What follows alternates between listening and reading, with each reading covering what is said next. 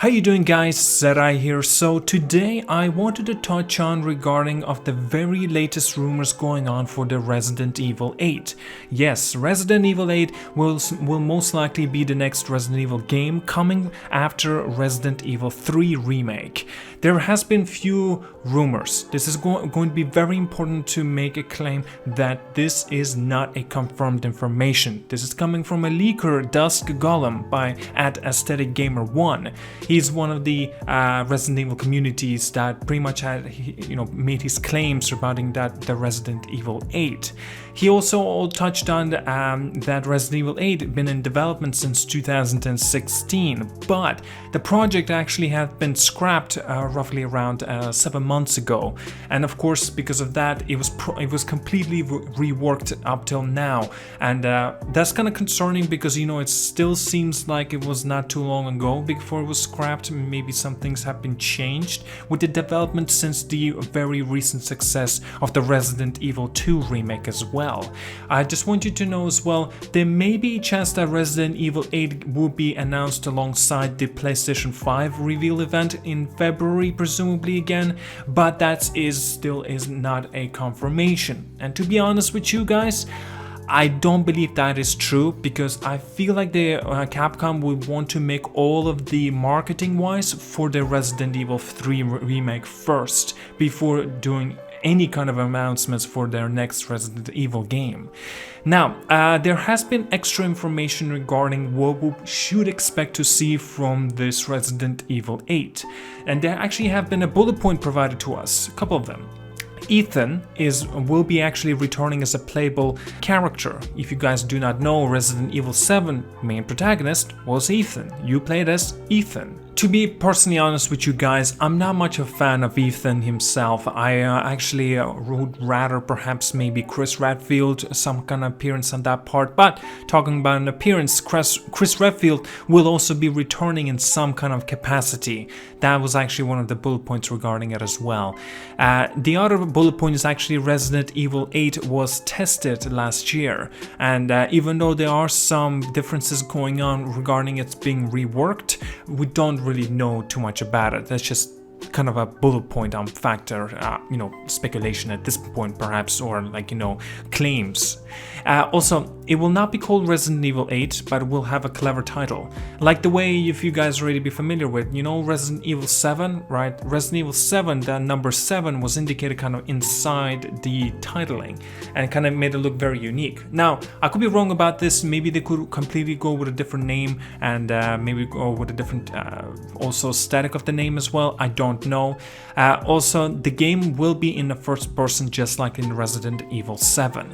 I personally honest with you guys, I rather third person by far. I think it works much better in that favor. But still, I understand why this idea and this continuation would make more sense from Resident Evil 7 to Resident Evil 8, well, presumably the name. The other bullet point, gameplay starts in a village leading up to a castle.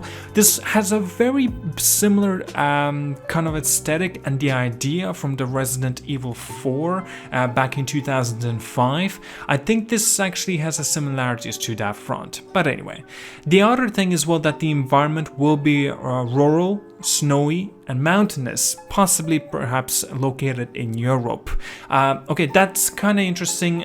Very big differences compared to each other, because like if you're familiar with the Resident Evil 7, everything was more like in a wooden areas and stuff, and some areas have been also in the buildings and stuff, the old buildings, and maybe some more modern structures. I'm not gonna get into that because there could be some spoiler categories on with the locations from the Resident Evil 7. So Resident Evil 8 seems like it wants to do bigger things, and you know what, it's kind of understandable. Regular zombies will be appearing instead of the molded from the Resident Evil 7. I like that idea far more. Molded zombies, or whatever the creatures there are referred to, I personally didn't really like them. They had not much of varieties, to differentiate, have a difference compared to them. But zombies in its form, it's kind of a predictable to the fact that they are humanoid zombies, right? What they can do and what are kind of limitations that they would have. Now, we don't know what kind of differences they would having as well from the Resident Evil 2 to the Resident Evil 8, but still, I personally rather zombies, from the Resident Evil 2 making an appearance for the Resident Evil 8. The other bullet point, there is a persistent, shadowy female enemy that will follow you but will dissipate if shot.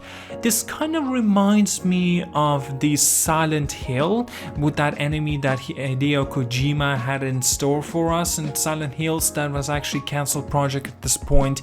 Maybe it actually has similarities from the Resident Evil 3.5 or whatever it was called, when you played as Leon and he actually was having these hallucinations and similarities that was some kind of enemies were dissipating at the moment when you were encountering them or shooting at them. I should perhaps rephrase that, but still. Next bullet point, there's also wolf-like creatures that will attack the player in a certain areas. Maybe some werewolves or something like that. Kind of similarities on that front. Seems it could be interesting. Why not just put in vampires as well? Why don't you? And the last one I just mentioned already, Chris Redfield coming and making some kind of return in somewhat of a capacity as well. It could be interesting to see. I actually hope that we get a chance of playing as Chris Redfield as well in Resident Evil 8, but again, I would rather much more of actually playing it in a third-person perspective, but still I can understand why the first-person perspective would still made a decision on going with that part. Well, at that, these were all of the bullet points that we have got an opportunity of hearing about, seeing about, and getting the idea of how this Resident Evil 8 or the next Resident Evil will be tuning up and will be about. Now, I want to rephrase a few things, right? I want to make a summary very quickly.